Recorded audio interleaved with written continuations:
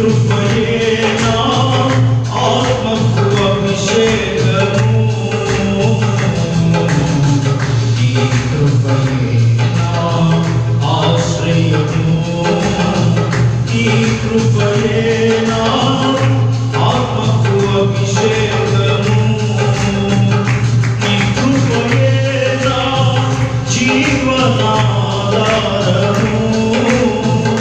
నీ కృపయేనా జీవనాధారము నీ కృపయేనా జీవనాధారము నా స్తుతి పాత్రుడా నా యేసయ్యా ఆరాధనకు నీవే యోగ్యుడవయ్యా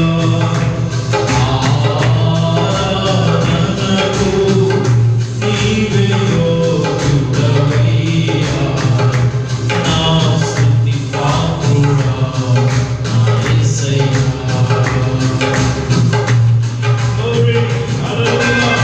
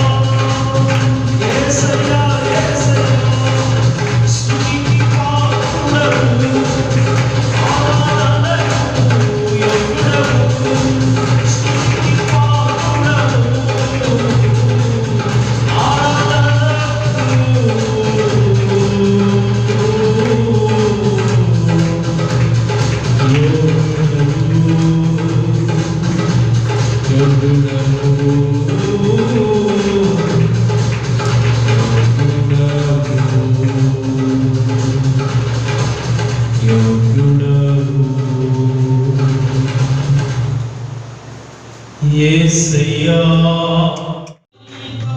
నన్ను పట్టుబట్టి స్థిరపరచావా నీ తోటలోనే ద్రాక్షవల్లితో నన్ను పట్టుబట్టి స్థిరపరచావా జ్యోతిమయుడా నా ప్రాణప్రియుడా స్తుతి మహిమలు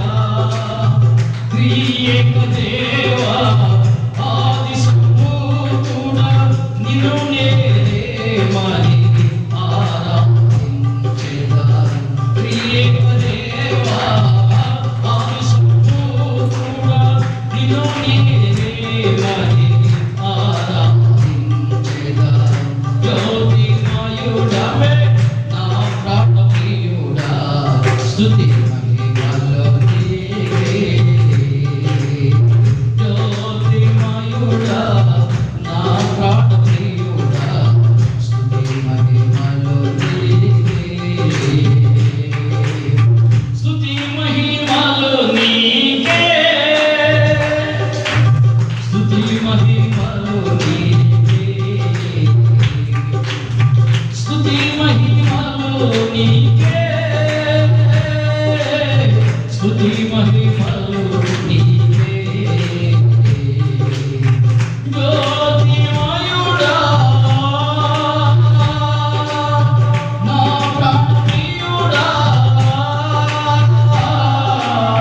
స్తుతి మహిమలు నీకే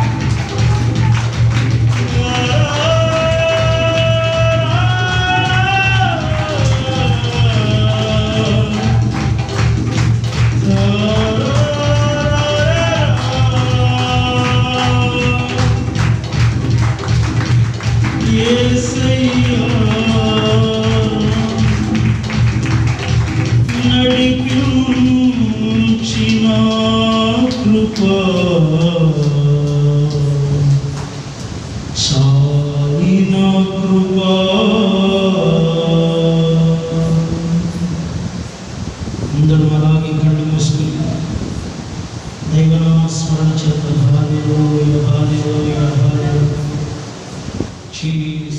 నీ కృపయే కాపాడుతూ వచ్చింది, అందులో సందేహం ఏమీ లేదు నా తండ్రి. నిన్న నేడు నిరంతరం మారని ఉన్నతమైన కృప, ఆద్యంతం తోడే ఉండి నడిపించుచున్న కృప, బాహుళ్యము చేత ఆయన రెక్కలు చాపి నడిపించుచున్న నీ ఉన్నతమైన కృప కొరకు స్తోత్రములు చెల్లిస్తున్నాను. తల్లి వలె లాగించవు, తండ్రి వలె పోషించవు, వైద్యుని వలె స్వస్థపరిచవు తండ్రి. 3 మాసాలు నా తండ్రి ఆయన మీరు కాపాడుతూ వచ్చారు. కంటికి కనుపాప వలె కాపాడుతూ వచ్చారు. కంటికి నాయన కనుపాప వలె మమ్మల్ని చేరదీస్తూ వచ్చారయ్యా. ఇదిగో నా తండ్రి, అపాయమేమీ మొదలికి చెరదు, అపాయమేమీ మొదలికి చెరదు. మమ్మల్ని ఆదరించి స్వస్థపరిచి నడిపించిన దేవుడు నీవేనయ్యా అని కృతజ్ఞతగా దేవునికి స్తోత్రాలు చెల్లిద్దాం. యేసయ్యా స్తోత్రం స్తోత్రం స్తోత్రం స్తోత్రం చెప్పాలందరూ తెచ్చి యేసయ్యా స్తోత్రం చెప్పాలి. యేసయ్యా నీకు స్తోత్రం స్తోత్రం స్తోత్రం స్తోత్రం స్తోత్రం. 3 నెలల తర్వాత మరొకసారి నీ మందిరంలో చేరి, నీ మందిర ఆవరణంలో చేరి నిన్ను స్తుతించి నిన్ను కనపరచు కృపనిచ్చిన దేవా స్తోత్రం స్తోత్రం స్తోత్రం స్తోత్రం స్తోత్రం స్తోత్రం స్తోత్రం స్తోత్రం స్తోత్రం స్తోత్రం స్తోత్రం అయ్యా. ఇదిగో నా తండ్రి, ప్రపంచ దేశమంతా నా తండ్రి నాయన ఇప్పటికీ నాయన కరోనాతో ఎంతో వణికిపోతూ ఉన్నది, కరోనాతో ఎంతో బాధపడుచు ఉన్నది. అయినప్పటికీ నాయన కేంద్ర ప్రభుత్వాన్ని, రాష్ట్ర ప్రభుత్వాన్ని ప్రేరేపించి మరొకసారి ఈ రీతిగా ఆయన మందిరంలో ఆరాధన చేసుకోవడానికి మీరు ఇచ్చిన అనుమతి కొరకు స్తోత్రములు చెల్లిస్తూ ఉన్నాం నా తండ్రి. అయ్యా, ప్రార్థన చేస్తే ప్రార్థించేవారు ఉంటే దేశంలో ఆయన కరుణను అందించు నీ ఆత్మ చేత, విజ్ఞాపన చేయని ఆత్మ చేత మేము నింపబడి ఆయన దేశం కొరకు, రాష్ట్ర ప్రజల కొరకు ప్రార్థన చేస్తే ఇది కరోనా వ్యాధిలో నుంచి ప్రజలను మీరు విడిపిస్తారని మరొకసారి నాయన మాకు ఇచ్చిన అవకాశం కొరకు స్తోత్రములు చెల్లిస్తూ ఉన్నాము ప్రభా. దీనులమైన మమ్మల్ని ప్రేమించి మీరు అనుగ్రహించిన కృప కొరకు స్తోత్రాలు తండ్రి. మరొకసారి నాయన 3 నెలల తర్వాత ప్రభువులలో చేయవేయడానికి మీరు చూపిన కృప కొరకు స్తోత్రములు చెల్లిస్తూ ఉన్నాము నా తండ్రి. అయ్యా, ఇదే నా తండ్రి సేవకుని పక్షం నిలబడుచు ఉండగా మా కొరకు కావలసిన అమూల్యమైన వాక్కుల చేత నన్ను మమ్మలను బలపరిచి భద్రపరిచి తోడై ఉండి నడిపించి మహిమ పొందమని ప్రార్థిస్తూ ఉన్నాను నా తండ్రి. నీ వాక్యం చేత ప్రతి ఒక్కరిని బలపరిచి తృప్తిపరిచి యోగ్యులుగా మార్చి నాయన ప్రభువులలో చేయడానికి మమ్మల్ని అందరి అర్హులుగా మార్చి మహిమ పొందమని నీ దాసుడు నిలబడుచు ఉండగా 7 ఆత్మాభిషేకము చేత నింపి వారి నోటని జీవవాక్కు ఉంచి మా కొరకు మీరు సిద్ధపరిచిన మూల్యమైన వాక్కులు మీరే మాట్లాడి మహిమ పొందండి. యేసు ఘననామం పేరట ప్రార్థించి వేడుచున్నాము తండ్రి. చెప్తాము ఆమేన్. హల్లెలూయా హల్లెలూయా. మరి మనం ఈ కోవిడ్-19 కోసం ప్రార్థన చేయవలసిన వాళ్ళు ఉన్నాం. కరోనా వ్యాధి కోసం గమనించండి, మందిరంలో వచ్చే ప్రతి ఒక్కరూ తప్పక మాస్కులు పెట్టుకోవాలి. ఎందుకంటే ప్రభుత్వం సూచించింది కనుక మనం దాన్ని పాటించాలి. లేకపోతే దయచేసి కొనుక్కోండి, లేకపోతే ఖర్చీవన్న కట్టుకోండి. అది మీకు క్షేమం, మీ వల్ల ప్రక్కన వారికి క్షేమం. ఒకవేళ మన ద్వారాగా కరోనా ఎక్కువైంది అనుకోండి, మళ్ళా మందిరాలు చదవడానికి అవకాశం ఉంటుంది. కనుక మనం అవకాశం ఇచ్చిన వాళ్ళ కాక మరి మనం తప్పనిసరిగా ఇలా మాస్కులు ధరించి ఆరాధన చేసుకోవడానికి ప్రభుత్వం వారు అనుమతించారు. ఇంకోటి ఏంటంటే షేక్ హ్యాండ్స్ కూడా ఇవ్వడానికి లేదు, ఒకరి చేతులకు పట్టుకోవడానికి, పంచ్ చేసుకోవడానికి లేదు. కనుక చాలా జాగ్రత్తగా ఉండాలి. మరి ప్రభువారిలో చేయవేసేటప్పుడు ప్రార్థన పూర్వకంగా అరువులుగా మార్చబడేటట్టు దేవుడు సహాయం చేయాలని దేవుడి సన్నిధిలో మనం ప్రార్థన చేసేవాళ్ళం. హల్లెలూయా చెప్పండి గట్టిగా, హల్లెలూయా చెప్పండి. 2 చేతులైతే అందరూ 2 చేతులైతే హల్లెలూయా. కొంచెం దూరం కూర్చోడానికి ప్రయత్నం చేయండి. ఇప్పుడు ఏంటంటే ఇక మనకి ప్రతి శనివారం, ప్రతి ఆదివారం ఆరాధనలు జరుగుతాయి. కనుక మీరు గమనించి తప్పనిసరిగా ఈ కొడుకులో పాల్గొనాలని ప్రేమతో మనం చేస్తూ ఉన్నాము. మనము మీ సమస్యల కొరకు కూడా ప్రార్థన చేయబద్దులమై ఉన్నాము. రేపు రాత్రికి కూడా కూడిక జరుగుతుంది, సోమవారం రాత్రికి. కనుక మీరు కూడికలో పాల్గొనండి. 7:30 గంటల నుంచి 9 గంటల వరకే జరుగుతుంది. కనుక విషయాన్ని గమనించండి. ఈరోజు మొదటి ఆరాధన కనుక కొంచెం టైం చెప్పినప్పుడు కొంచెం ఆలస్యమైంది, దయచేసి క్షమించండి. అది రేపటి నుంచి టైం ప్రకారం ప్రారంభించడానికి ప్రార్థనా పూర్వకంగా మీరు అంతా పాల్గొనాలని ప్రయత్నం చేస్తూ ఉన్నాం. దూర ప్రాంతం నుంచి వచ్చేవారు మరి వారానికి ఒకసారి రావడానికి ప్రయత్నం చేయండి. ఉండకాడ ఉండి ప్రార్థించవలసిందిగా ప్రయత్నం చేస్తూ ఉన్నాం. ఈ చుట్టుప్రక్కల ఉన్నవారు మాత్రం దయచేసి ఈ కుడుగులు పాల్గొని ప్రభు నామాన్ని మహిమపరచవలసిందిగా మనకిచ్చిన శ్రేష్టమైన సమయాన్ని దేవుని శక్తులు సద్వినియోగపరచుకోవాల్సిందిగా ప్రేమతో మనం చేస్తాం. హల్లెలూయా. ఈ సమయాన్ని దైవ సేవకు ఇష్టమైన వారుగా ఉండండి, దేవుడు మీకు సహాయం చేస్తాడు. ఎందుకంటే తన రాజు తన రాజ్యంలో ఉన్న ప్రజలందరూ క్షేమంగా ఉండాలని రాజు కోరిక. అందుకని ఆ రాజు చెప్తున్నటువంటి విషయం ఏంటంటే, మీరంతా దేవుని మాట వింటూ దేవునికి లోపడండి, దేవుడు మీకు సహాయం చేస్తాడు, దేవుడు మీకు మేలు చేస్తాడు, ఏ కొదువ ఉండదు అని మరి దావీదు మహారాజు తన ప్రజల విషయంలో ఒక మంచి ఆలోచన కలిగి ఆ విషయాన్ని చెప్తా ఉంటాడు. కాబట్టి మనం కూడా ఆ దేవుని మాటకు లోబడి జీవించే వారికి దేవుడు సహాయం చేస్తాడు, దేవుడు మేలును చేస్తాడు. ఆ మాట దావీదు కీర్తనలో రాయబడి ఉంది. ప్రియులరా, ప్రార్థన చేసేవాళ్ళంటే దేవుడికి ఎంతో ఇష్టపడ. ప్రార్థన చేసేవాళ్ళంటే దేవుడికి ఎంతో ఇష్టం. కాబట్టి దావీదు రాజు చెప్తా ఉన్నాడు, మీరు దేవుణ్ణి ఆరాధించండి, దేవుణ్ణి ఆరాధించండి. ఆరాధిస్తే ఏం చేస్తాడంటే మీకు మంచి ఆరోగ్యం ఇస్తాడు. మనిషికి కావాల్సింది ఏంటి చెప్పండి? అసలు ఆరోగ్యం. ఆరోగ్యం లేని వాళ్ళ సంగతి అడగని చెప్తారు. ఆరోగ్యం లేక హాస్పిటల్లో భయంకరంగా. కాబట్టి ఆరోగ్యం లేని వాళ్ళ పరిస్థితి మంచాల మీద ఎంతో బాధపడుతూ ఉంటారు. ఆరోగ్యం మహాభాగ్యం, ఆరోగ్యం అవసరం. అందుకని దావీదు చెప్తా ఉన్నాడు, మీరు బలవంతులై ఉండుటకు, ఏమండి, చక్కగా పనిచేసుకోవడానికి, మంచి ఆహారం తినడానికి నీకు ఆరోగ్యం ఇస్తాడు దేవుడు. కాబట్టి మీరు దేవుడు మాట వినండి అని చెప్తా ఉన్నాడు దావీదు. చూడండి, దావీదు కీర్తన 16:3 వాక్యాన్ని ఒకసారి చదువు. దావీదు కీర్తన 16వ అధ్యాయం 3వ వాక్యంలో ఆయన చెప్తాడు, నేను ఇలా అందును, భూమి మీద భక్తులే శ్రేష్ఠులు, వారు కేవలం నాకు ఇష్టమైన వారు. భూమి మీద భక్తులు ఎలాంటి వాళ్ళంతా? శ్రేష్టమైన వారు అంటే ఆరోగ్యవంతులు. ఆరోగ్యంగా ఉండేవాళ్ళు నాకెంతో. భక్తులు ఆరోగ్యంగా ఉండాలంట. దేవునికి స్తోత్రం. హల్లెలూయా. భక్తులు ఆరోగ్యంగా ఉండాలి. దేవుని ఆలోచన. ప్రార్థన చేసుకున్న నీవు నేను ఎట్లుండాలట? ఆరోగ్యంగా ఉండాలి. పని చేయాలంటే ఆరోగ్యంగా ఉండాలి. పని చేయాలంటే నీకు ఆరోగ్యం కావాలండి. ఎంత ఆరోగ్యం ఉంటే పని చేస్తాం, ఎంత ఆరోగ్యం ఉంటే. అందుకని ఆయన అంటా ఉన్నాడు, మీరు ఒక భక్తి చేయండి, దేవుణ్ణి అడగండి, ముఖ్యంగా మీకు ఆరోగ్యం ఇస్తాడు. అది అవసరం. ఆరోగ్యం అవసరం మనిషికి. కాబట్టి ఈ రోజున ఆ ఆరోగ్యము మనకు అవసరం అండి. ఎంతోమందికి ఆరోగ్యం లేదండి, అప్పుడే మోకాలు పట్టుకుపోతున్నాయి, ఏమండి, అప్పుడే షుగర్లు వచ్చేస్తున్నాయి. ఆరోగ్యం లేక, సరైన ఆహారం తినలేక, ఏమండి, చక్కగా మరి పొద్దున పొద్దున ఒక ఆయన వచ్చాడు. ఆయన వస్తే అక్కడ మందిరంలో ఒకళ్ళు పాస్ అయినందుకు మామిడి పళ్ళు తెచ్చారు. అందరికి పంచడానికి. వాళ్ళు ఏం చేశాడు, ఏడుకు వచ్చిన తర్వాత వాళ్ళేదో గప్పకాయలు అనుకున్నారు. 2 గప్పలు పెట్టింది. దేవునికి స్తోత్రం. హల్లెలూయా. వాళ్ళు పాస్ అయితే ఒక గప్పకాయలు అయితే సరిపోతాయిలే అనుకున్నారు. మందిరంలోకి వచ్చి చూస్తే ఏమండి 2 గంపలు దాటిపోయారు. అప్పుడప్పుడు వెళ్ళి ఏమండి, మరి నేను అనుకున్నా వీళ్ళని గంపలు తెచ్చారు, కాసినంత మిగులుతేలే చెట్టు కూడా తీసుకెళ్దాం అనుకున్నాను. వాళ్ళకే చాలు. ఏమండి, కొంతమందికి దగ్గాయి. అయితే కొన్ని చిన్నకాయలు, కొన్ని పెద్దకాయలు వచ్చాయి.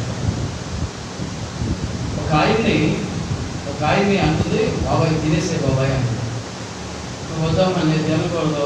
ఏం బాబాయ్ ఏమైంది? మామిడి పండు దగ్గర తింటే అమ్మో ఇదంటే షుగర్ అంటమ్మా, నేనేదో తిండి. చూసారా, ఒక మంచి పండు తింటానికి కూడా వాళ్ళ శరీరం లేదంట, ఆరోగ్యం లేదు. కాబట్టి దేవుడు చెప్తున్నాడు, ఆరోగ్యం మహాభాగ్యం. ఆరోగ్యం మనకు అవసరం. ఆరోగ్యం కావాలంటే భూమి మీద ఒక భక్తి చేయాలి. మన దేవుడు భక్తి చేస్తే మంచి ఆరోగ్యం ఇస్తాడని దేవుడు చెప్తా ఉన్నాడు. కాబట్టి ప్రియులారా, మీకు నాకు ఏం కావాలంటే ఏం కావాలి చెప్పండి? మంచి ఆరోగ్యం కావాలి. ఇంకొక మాట చదివి సమయం అవలంబిస్తాను. దేవుని స్తోత్రం. అట్లా హల్లెలూయా. చూడండి, బైబిల్లోనే రాయబడింది. యోహాను గారు దేవునికి లోపడి, యోహాను గారు దేవునికి లోపడి దేవుని యొక్క మహిమాన్ని, దేవుని యొక్క మర్మాన్ని తెలియపరుస్తున్నాడు. అది మహిమ కలిగిన మర్మం. అందుకే నా మాటని మీరందరూ మారు మనసు పొందండి, నా మాటని మీరు బాప్తిసాలు తీసుకోండి, మనసులో మార్పు చెంది మీరు ఉంటే దేవుడు మీకు సహాయం చేస్తాడు.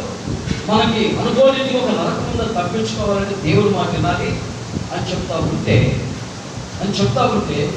దేవుడు మాటలు చెప్తున్నాడని, దేవుడి గురించి ప్రకటిస్తున్నాడని అతనితో దేవుడు మాట్లాడాడు.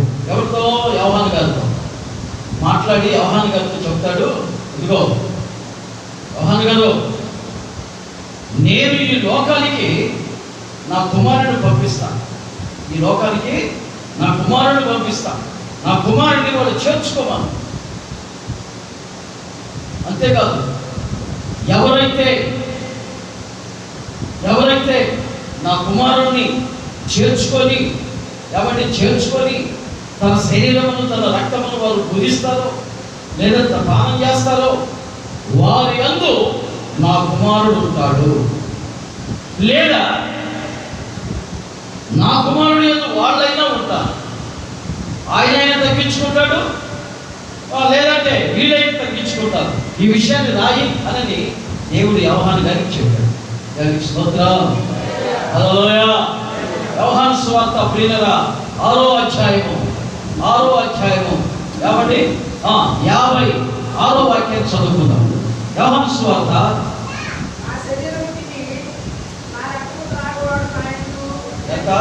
ఎంతది? 56 చదువుదాం.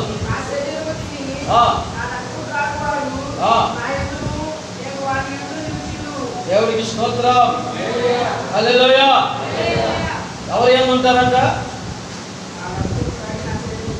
అది ఎవరితో ఉంటాడు? ఆయన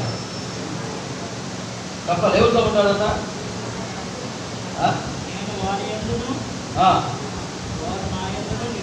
ఉంటారు. అదే వాళ్ళు ఎవరు? ఎవరైతే మనసులో మార్పు చెంది నాకు దేవుడు కావాలనుకుంటారో వారితో ఉంటాడంట. దేవునికి స్తోత్రం. ఆయన వారితో ఉండి మహమ్మారిని నట్టుకోదు. ఆయన మీతో ఉంటే అది రాదు. అది మీ ఒంట్లోకి రాదు, మీ ఇంట్లోకి రాదు, మీ ఊరు కూడా రాదు. కారణం ఏంటి? ఆయన మన పక్షాన ఉన్నాడు. దేవునికి స్తోత్రం. హల్లెలూయా.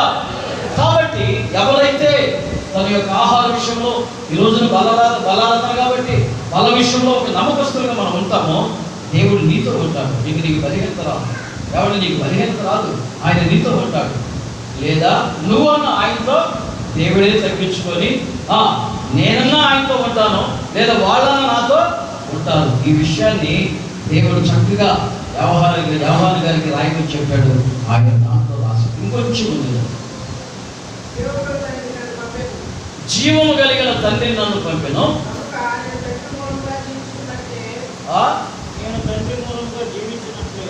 నేను తండ్రి మూలంగా జీవించినట్లే నన్ను తినవారును నా మూలంగా నన్ను తినవారు నా మూలంగా జీవిస్తారు.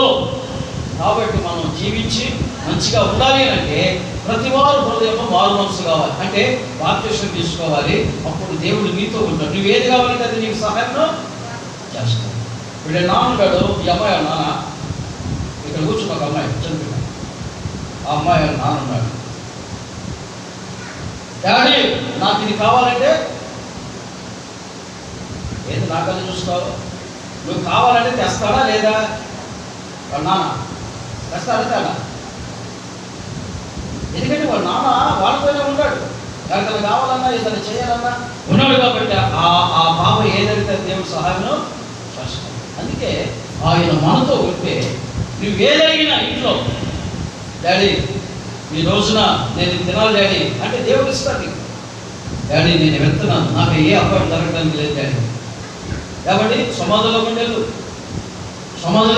పూజలు చేసే రోజులు అవి నీ జోలు రావడానికి వీలు లేదు. కారణం ఏంటి? నీతో ఎవరున్నారు? జీవము కలిగిన దేవుని కుమారుడు నీతో ఉన్నాడు. దేవునికి స్తోత్రం. హల్లెలూయా. ఆయన నీతో ఉన్నంత కాలం నీకే బాధ లేదు. ఇక్కడే కాదు, ఇక్కడి నుంచి నిన్ను పరలోక రాజ్యానికి తీసుకెళ్ళిపోయి ఆయన ఏర్పాటు చేసిన సింహాసనం మీద నిన్ను కూర్చోబెట్టి నీ నెత్తికి ఒక కిరీటాన్ని పెట్టి ఆయన ఎంతగానో సంతోషిస్తాడు. అగ్నిగుండంలోకి వెళ్దాం. దేవునికి స్తోత్రం. హల్లెలూయా. కాబట్టి దేవుని బిడ్డలు ఆరోగ్యంగా ఉంటారు, ఆరాధన చేస్తారు, ఏదైనా చేస్తారు, ఏదైనా తింటారు. ఆ తర్వాత ఏమండి దేవుడి యొక్క సహవాసంలో ఉండేవారు ఎలా ఉంటారంటే మనసులో మార్పు చెంది మారు మనసు పొంది దేవుడికి నమ్మకస్తుడు కాబట్టి ఆయన మీతో ఉంటాడు. ఆయన మనతో ఉంటే ఏది కావాలంటే దేవుడు మనకు సహాయమును ఇది వాస్తవం, ఇది నిజమండి. నేను ఇప్పుడు కదా దేవుడిని అంగీకరించింది చిన్నప్పుడే ఎన్నో ఎన్నో ఎన్నో దేవుడిని అడుగుతూ వచ్చాను. ప్రభావ ఎట్లన్నా కానీ కొంచెం కూడా ఒక మందిరం కట్టాలి ప్రభావ. దేవుడు కట్టించాడా లేదా? దానికి స్తోత్రం చెప్పండి. ప్రభావ ఎట్లన్నా కానీ కొంచెం కూడా మరి ఆ పిల్లలకి మంచి పూర్వం ఇవ్వమంటే దేవుడు ఇచ్చడా లేదా? అంటే ఆయన మనతో ఉంటే ఇవన్నీ ఇస్తాడు.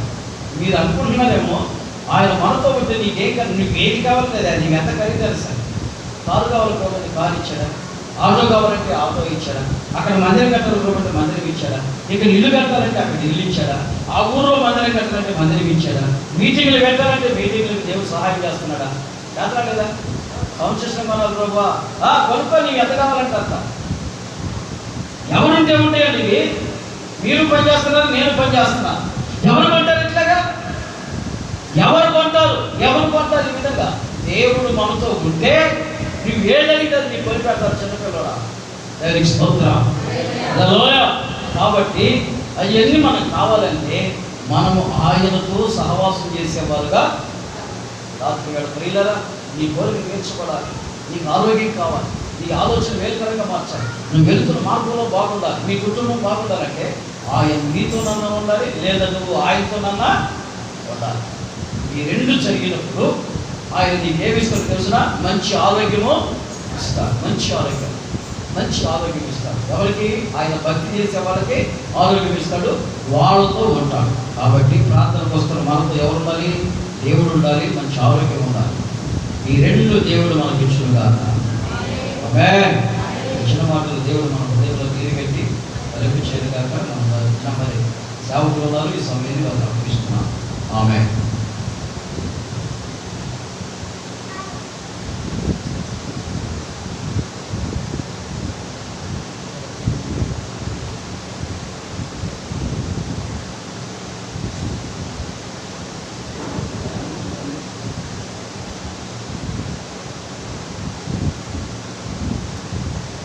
హల్లెలూయా. ప్రభు యేసుక్రీస్తు నామమున చేరవచ్చినందరూ కూడా మా హృదయపూర్వక వందనాలు తెలియజేస్తున్నాం. తెలియజేస్తున్నాం. అందరూ బాగున్నారండి? చాలా సంతోషము. ప్రకటన గ్రంథము 6వ అధ్యాయము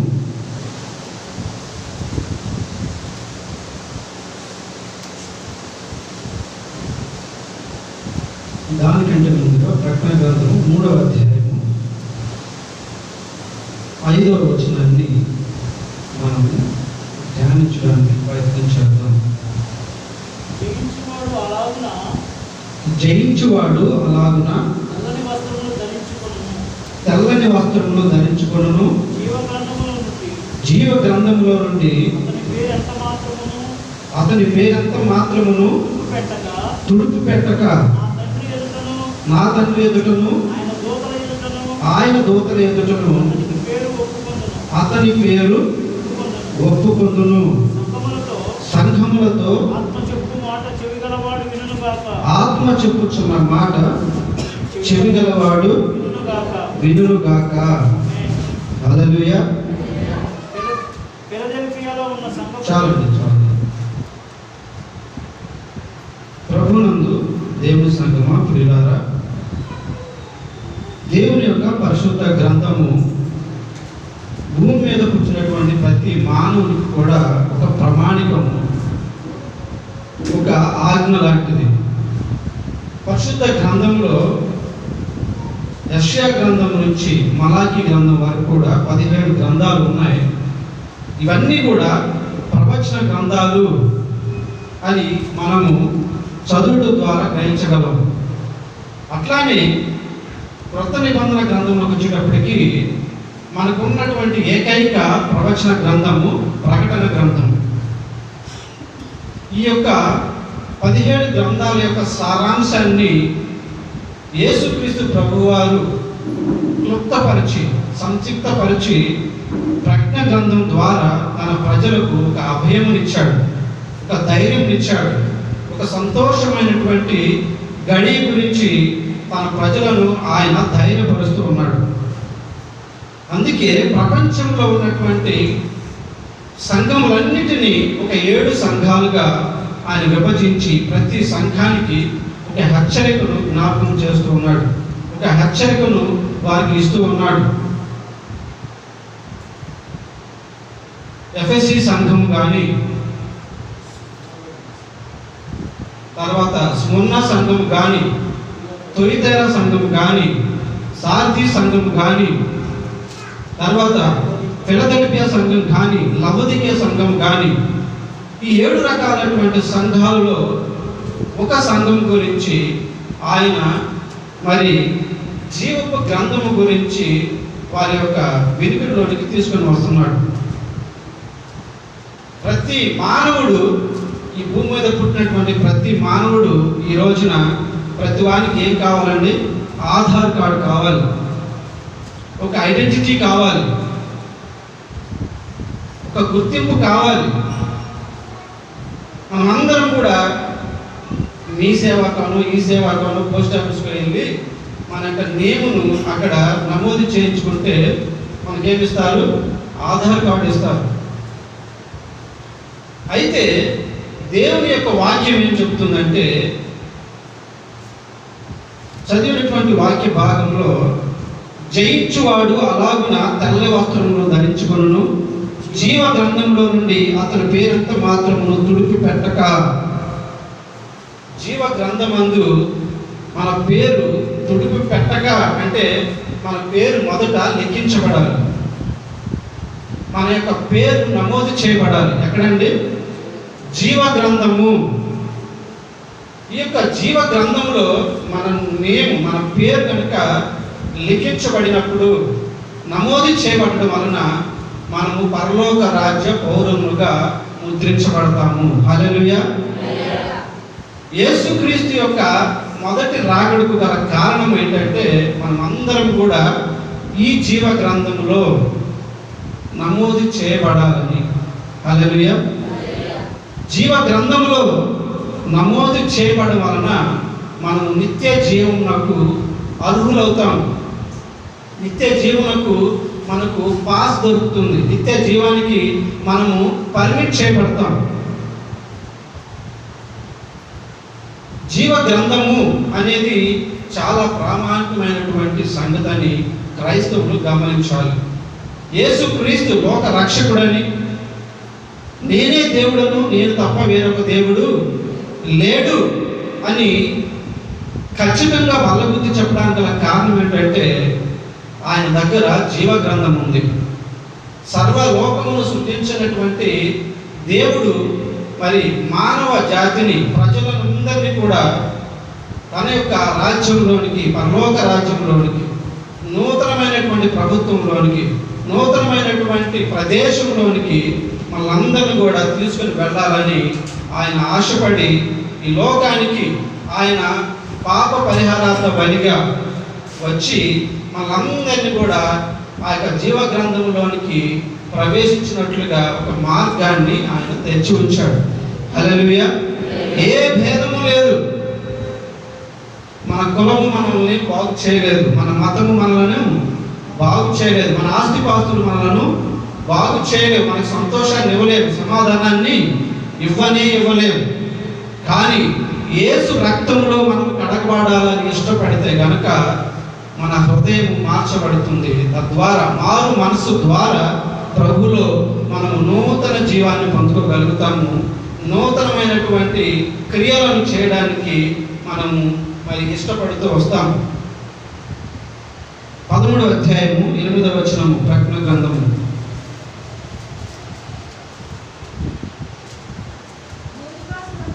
భూని భూనివాసులందరూ అనగా జగదుత్పత్తి మొదలుకొని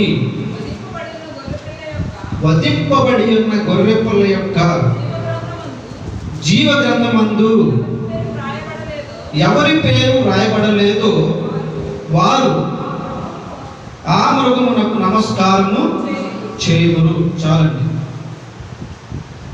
వధింపబడినటువంటి దేవుని గొర్రెపిల్ల మన యేసుక్రీస్తు ప్రభువారు. హల్లెలూయా. చూసి నమ్మిన వారి కన్నా చూడకుండా నమ్మిన వారు ధన్యులు. ఎందుకంటే గొర్రెల కాపరి ముందు నడుస్తున్నప్పుడు గొర్రెలన్నీ కూడా ఏం చేస్తారంటే అతన్ని వెంబడిస్తూ ఉంటాయి. మరో ఆలోచన లేకుండా, మరో తలంపు లేకుండా ఒక గొర్రె కనుక నీటిలో దూకితే మిగతా గొర్రెలన్నీ కూడా విశ్వాసము ఆ విధంగా మరి ముందుకు వెళ్ళడానికి వాటికి ఒకటే కారణం ఏంటంటే విశ్వాసము. తోమాతో అన్నారు యేసుక్రీస్తు ప్రభువారు, చూసి నమ్మిన వారి కన్నా చూడకుండా నమ్మిన వారు ధన్యులు. మరి లేవికాండము 32:32లో కనుక మనం చూస్తే, లేకపోతే నిర్గమాకాండము 32:32లో కనుక మనం చూస్తే అక్కడ అంటాడు, నా ప్రజలను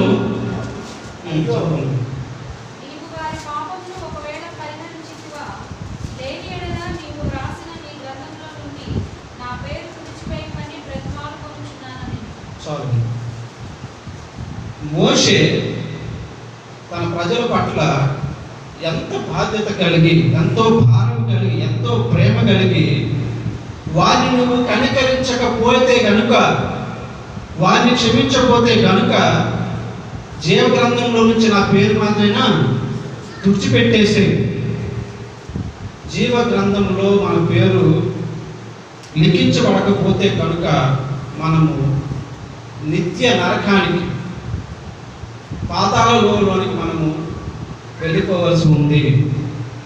లోకంలో దేవుని యొక్క రాకడకు సంబంధించినటువంటి ఎన్నో సూచనలను, గుర్తులను ఆయన తన ప్రజలకు మరి తెలియజేస్తూ ఉంటున్నాడు.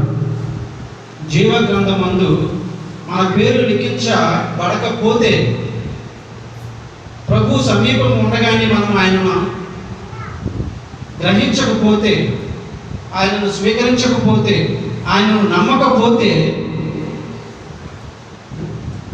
మనము నరకమునకు పాత్రులము అనేటువంటి మాట మనము గమనించాలి ప్రియులారా. 20వ అధ్యాయము 12వ వచనం.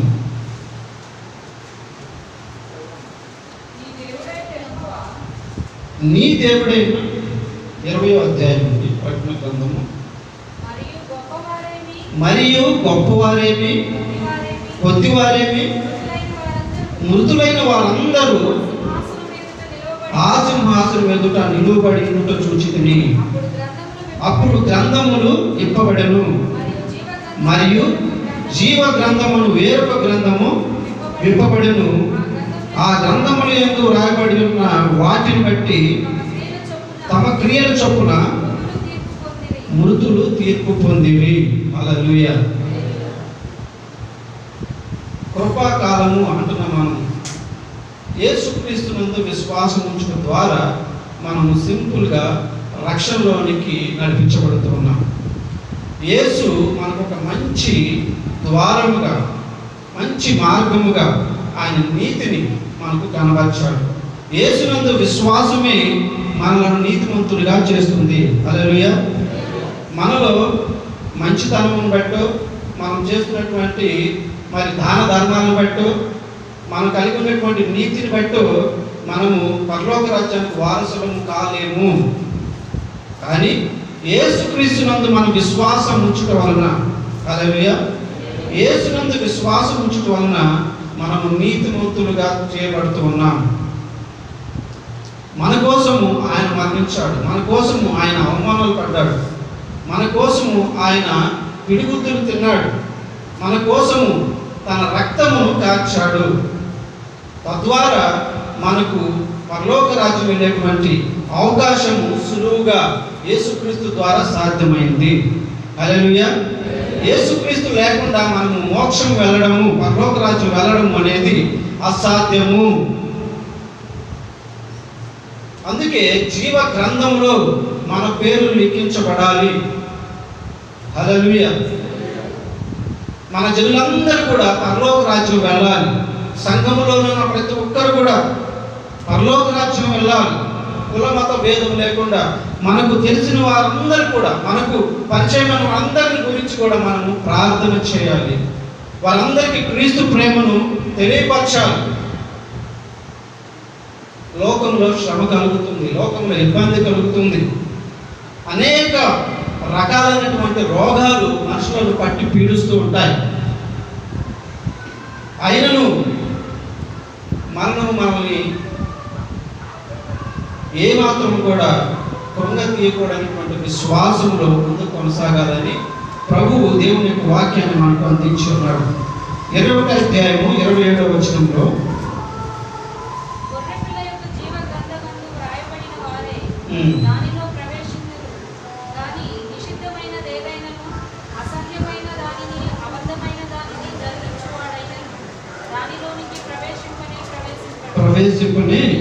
ప్రవేశింపడు గొర్రె పిల్ల యొక్క జీవ గ్రంథమందు వ్రాయబడిన వారే దానిలో ప్రవేశింతురు, పరలోక రాజ్యంలోనికి ప్రవేశింతురు.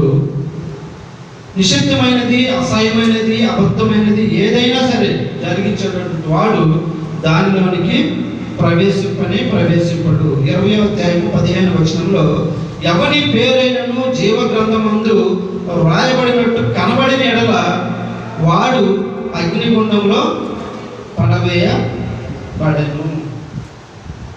అందుకే మనము మనుషుల దయయందును దేవుని యొక్క దయయందును వర్ధిల్లవలెను. మన గురించి మనుషులు సాక్ష్యమును ఇవ్వాలి, మంచి సాక్ష్యమును ఇవ్వాలి. ఫిలిప్పీ రాసిన పత్రికలో అదే మాట అంటాడు, సహవాసములో సహకారులుగా ఉన్న వారి యొక్క పేర్లు గ్రంథమందు 4వ అధ్యాయం 3వ వచనంలో మనం చూస్తాము. వీరి యొక్క పేర్లు జీవ గ్రంథమందు లిఖించబడాలి. వారి యొక్క పేర్లు జీవ గ్రంథమందు లిఖించబడ్డాయి అని సాక్ష్యాన్ని వారు పలుకుతూ ఉన్నారు. మోషే అవసరమైతే నా పేరును జీవ గ్రంథం నుండి తుడిచిపెట్టు. ఇలారా ప్రకటన గ్రంథము యొక్క ధ్యానాలు మనకు మంచి కనువిపును కలుగ చేయాలి. యేసుక్రీస్తు యొక్క ప్రత్యక్షతను మనము, ఆయన యొక్క మహిమను మొదటి అధ్యాయంలో చూస్తే 2-3 అధ్యాయాలు ప్రకటన గ్రంథంలో సంఘము యొక్క పరిస్థితులను, ఫిలదెల్ఫియా నేటి సంఘమునకు సాదృశ్యంగాను, లవోదికయ సంఘము నశించిపోతున్నటువంటి మరి నిలువెచ్చనటువంటి సంఘముగాను దేవుడు మనకు జ్ఞాపకం చేస్తూ ఉన్నాడు.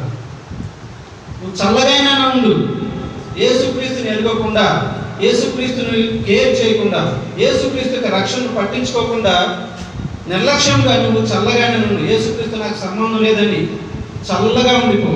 లేదా యేసుక్రీస్తును నీ జీవితాన్ని ప్రణంగా పెట్టి మరణమైనా సరే యేసుక్రీస్తుతో నేను నడుస్తాను అని వేడిగా ఉండాలి, వెచ్చగా ఉండాలి. ఎప్పుడు కూడా యేసు ప్రభువు రాకడ వస్తే నేను ఎత్తబడతాను, యేసు ప్రభు యొక్క మరి ఘోర ధ్వని విన్నప్పుడు నేను ఎత్తబడతాను అనేటువంటి నిశ్చయిత విశ్వాసములో మనం ఎనుదిరగనటువంటి నిలకడను కలిగి ఉండాలని, వెచ్చగా ఉండాలని ప్రభు కోరుతూ ఉన్నాడు. కానీ ఈ రోజున నులివెచ్చని జీవితాలు, అటు దేవుని ఎరిగి ఉంటున్నాము, ఇటు లోకంలోనూ ఉంటున్నాము. ఎన్నిటికీ పొత్తు కుదరదు. నులివెచ్చని జీవితాలను మార్చుకోమని లౌకిక సంఘానికి దేవుడు హెచ్చరిక చేస్తూ ఉన్నాడు. నేను అనేకమైనటువంటి సంఘాలు లౌకిక సంఘాన్ని పోలి నడుస్తూ ఉన్నాయి.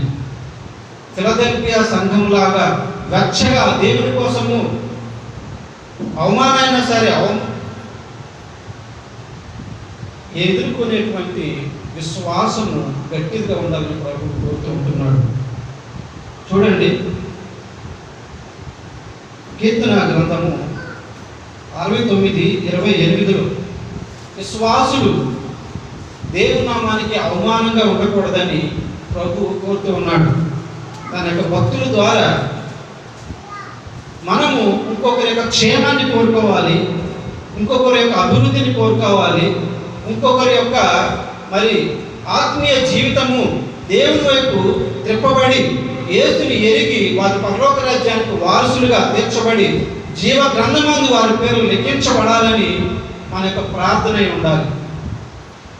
ఏమండి? కానీ అనేక మంది ఈ రోజున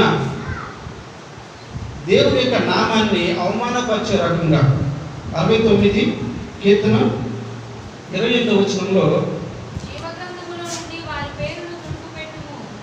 జీవ గ్రంథముల నుండి వారి పేర్లు తుడిపిపెట్టుము, నీతిమంతుల యొక్క పట్టీలో నీతిమంతుల యొక్క పేర్లలో వారి పేర్లను తుడిపిపెట్టుము అని దోషణకరమైన లేకపోతే అక్రమైనటువంటి మార్గాల్లో మనం ఉండకూడదు, మరొకరిని ఉండేటట్లుగా వారికి దేవుని యొక్క కృప తోడుగా ఉంటుందని మనం జ్ఞాపకం చేసుకోవాలి. సంఘము శ్రమల గుండా వెళ్ళదు. ఆ శ్రమల గుండా మనం వెళ్ళకూడదని దేవుని యొక్క వాక్యం మనకు ధారాళంగా ప్రకటించబడుతున్నది. హల్లెలూయా. దేవుని యొక్క కృపలో మనమందరము శ్రేష్ఠులుగా చేయబడ్డాం. ఏమండి? లోకమంతటికి ఆయన ఒక్కడే దేవుడని నమ్మిన వారు నిజంగా భూమి మీద ధన్యులు. హల్లెలూయా. అటువంటి గుంపులో మనల్ని దేవుడు చేర్చి ఉన్నాడు. ఏమండి? లూకాసు వార్త 10వ అధ్యాయం 20వ వచనం, 10వ అధ్యాయం 20వ వచనంలో ఈ విధంగా రాయబడి ఉన్నది. ఆయన ఏం చెప్పారంటే తన యొక్క శిష్యులకి ఒక అభయం ఇచ్చాడు. అదేమంటే శిష్యులందరూ వచ్చి కూడా, అయ్యా మేము సంఘాల్లో ప్రార్థన చేసినప్పుడు, సంఘాలలో ఒకరి గురించి ప్రార్థన చేసినప్పుడు, ఒకరి గురించి నీ సన్నిధిలో మోకరించినప్పుడు మాకు మహిమలు జరుగుతున్నాయి, దెయ్యములు మా మాటకు లోబడుతున్నాయి అని చెప్పినప్పుడు వారితో దేవుడు అనేటువంటి మాట నిజంగా మనకు ఆశ్చర్యం కలుగజేస్తుంది. అదేమంటే అయినను దెయ్యములు మీకు లోపడుచున్నవని సంతోషింపక మీ పేర్లు పరలోకమందు వ్రాయబడి ఉన్నవని సంతోషించుడి. హల్లెలూయా. ఈ లోకంలో మనకు కలిగినటువంటి ఐశ్వర్యం బట్టో, భోగమును బట్టో, భాగ్యమును బట్టో మనం సంతోషింపక పరలోకమందు మన పేర్లు లిఖించబడ్డాయి, జీవగ్రంథమందు మన పేర్లు లిఖించబడ్డాయని నిత్యం కూడా మనము దేవునికి విధేయులమై బ్రతకాలి. హల్లెలూయా. ఇంకొకరికి గాయం చేయకుండా, ఇంకొకరిని మనం దూషించకుండా, ఇంకొకరి యొక్క అభివృద్ధిని మనము మరి ఆటంకకరంగా ఉండకుండా, ఇంకొకరి యొక్క క్షేమానికి మనం ఆటంకకరంగా ఉండకుండా వారిని మనము దేవుని యొక్క ప్రేమలో వారిని ప్రేమించాలి. హల్లెలూయా. జీవ గ్రంథమందు లిఖించబడ్డ వారి యొక్క జీవితాలు ఈ విధంగా అందరికీ అనుకూలంగా, అందరినీ ప్రేమించేటువంటి మనసు కలిగి, అందరితో సహవాసాన్ని కలిగి, దుష్టుని మనము జయించేటువంటి శక్తిని యేసుక్రీస్తు దగ్గర పొందుకొని మనం ముందుకు వెళితే లోకంలో మనము జ్యోతుల వలె ప్రకాశించబడతాం. హల్లెలూయా. ఏ రోగం మనల్ని ఏమీ చేయలేదు. దేవుని యందు విశ్వాసము మనను ధైర్యపరుస్తుంది. హల్లెలూయా.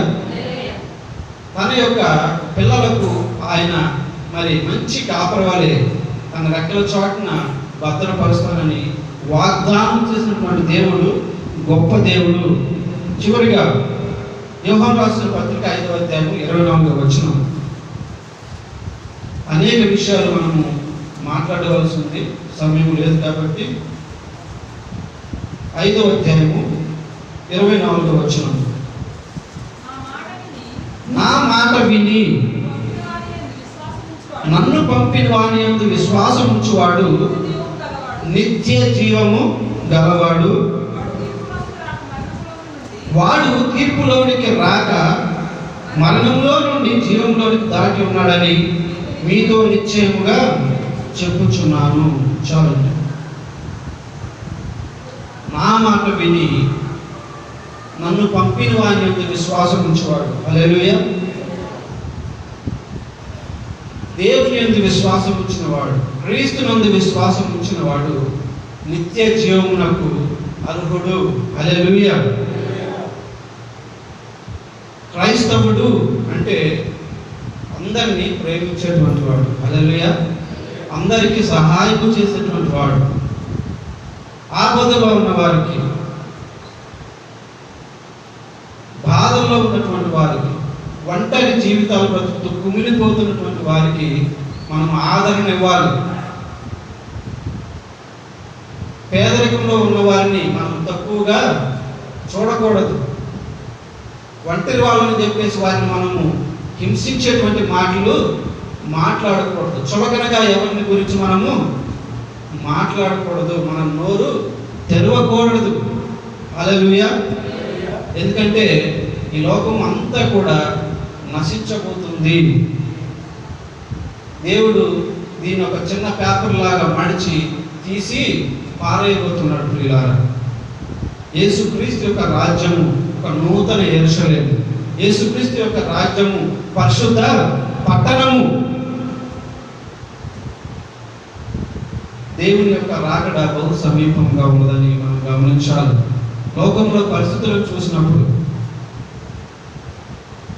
లోకంలో ఉన్నటువంటి మరి క్రియలను చూస్తున్నప్పుడు మనము దేవుని యొక్క రాజ్యానికి సమీపంగా ఉన్నామని మనం గమనించాలి, హల్లెలూయా. దేవుని యొక్క రాకడలో మనం ఎత్తబడేటువంటి వారిగా ఉండాలి, పరిశుద్ధుల గుంపులో చేర్చబడాలి. మన ఊరు, మన గ్రామము, మన గ్రామంలో ఉన్న ప్రతి కుటుంబము క్రీస్తు కోసం మనము సంపాదించుటకు పని చేయాలి, ప్రయాసపడాలి. ఎందుకు దైవజనులు ఎక్కడికి వచ్చి మందిరాలు కట్టి సువార్తను ప్రకటిస్తున్నారంటే దేవుని ప్రేమ వారిని ఏం చేసిందంటే బలవంతం చేసింది, హల్లెలూయా. ఎంతో మంది దైవ సేవకులు తమ దేశాలను వదిలిపెట్టి ప్రజల కోసం, సువార్త కోసం ఎందుకు ప్రయాసపడుతున్నారంటే దేవుని యొక్క భారము వారికి లేకపోతే, దేవుని యొక్క ప్రేమ వారిలో లేకపోతే మనము ఏమైపోతామో. ఏమండి? క్రీస్తు ప్రేమ వారిని బలవంతం చేసిన దాన్ని బట్టి, హల్లెలూయా. కులము, మతము, ప్రాంతీయ తత్వము ఇవేవి మన ప్రేమలో ఓడిపోతే తప్పించి మనల్ని వేరుపరచలేవు. మనుషుడు అనేవాడు దేవుని దృష్టిలో గొప్పవాడు, హల్లెలూయా. ఏ అపవిత్రమైనటువంటి దురాత్మల చేత మనుషులు తిప్పబడుతున్నారో వాటన్నిటిని ఓడించగలిగినటువంటి శక్తిమంతుడు యేసుక్రీస్తు ప్రభు మనకు ఉన్నాడనేటువంటి విశ్వాసంతో ఆయన వెంబడించడే ప్రతి మనుషుని యొక్క విధి, హల్లెలూయా. ఆకాశం నుండి పడదోయబడినటువంటి అపవిత్రమైనటువంటి దూతలందరూ కూడా మనుషులను పాడు చేయడానికి కంకణం కట్టుకొని ఉన్నాయి. అపవిత్రమైన వాటి వైపు మనుషులు తిప్పుతూ ఉన్నాయి. దేవుని కాని వాటి వైపున దేవుడని చెప్పి మనుషులను మోసము చేస్తూ ఉన్నాయి. ఈ మోసం నుంచి మనం తప్పించబడాలని యేసుక్రీస్తు ఆయన వధించబడినటువంటి గొర్రెపిల్లకి లోకానికి వచ్చాడు. రెండవ రాకడకు మనందరినీ సిద్ధపరచాలని, పరిశుద్ధ గుంపులో మనందరినీ చేర్చాలని ఆయన ఇష్టపడుతూ ఉన్నాడు. దేవుని జీవగ్రంథం ముందు మన పేర్లు లిఖించబడము అంటే ఆయన ముందు విశ్వాసం నుంచి ఆయన కోసము మనము నిరీక్షణ కలిగే విశ్వాసముతో మనం బ్రతకడము, వాక్య ధ్యానం ద్వారా, ప్రార్థన ద్వారా మనల్ని మనం సరి చేసుకుంటూ దేవుని యొక్క మరి రాజ్యం కొరకు ఎదురు చూచడమే మన యొక్క లక్ష్యమై ఉండాలి, మన యొక్క కర్తవ్యమై ఉండాలి, హల్లెలూయా. పుట్టిన ప్రతి మానవుడు మరణించక తప్పదు. అట్లానే మరణించే ప్రతి మానవుడు మళ్ళా కన్ను తెరవక తప్పదు. ఆ కన్ను తెరిచేది నరకమా పరలోకమా అనేది మనమే డిసైడ్ చేసుకోవాలి. యుగయుగాలు మనిషి బ్రతుకుతాడు. ఈ శరీరము మట్టి కనుక మట్టిలోకి వెళ్ళిపోతుంది, కానీ ఆత్మ యుగయుగాలు బ్రతుకుతుంది. ఆ ఆత్మ నరకమా లేకపోతే పరలోకమా? అనేది మనం డిసైడ్ చేసుకోవాలి. దేవుని యొక్క జీవ గ్రంథమందు మనము లెక్కించబడ్డాము యేసుక్రీస్తు ద్వారా. దాన్ని కాపాడుకుంటూ ముందు కొనసాగుదాం. అటువంటి విశ్వాసమును దేవుడు మనకు సమృద్ధిగా కలగజేసి ఆయన రాజ్యం కొరకు సిద్ధపరచును గాక. ఆమేన్. ఆమేన్. హల్లెలూయా.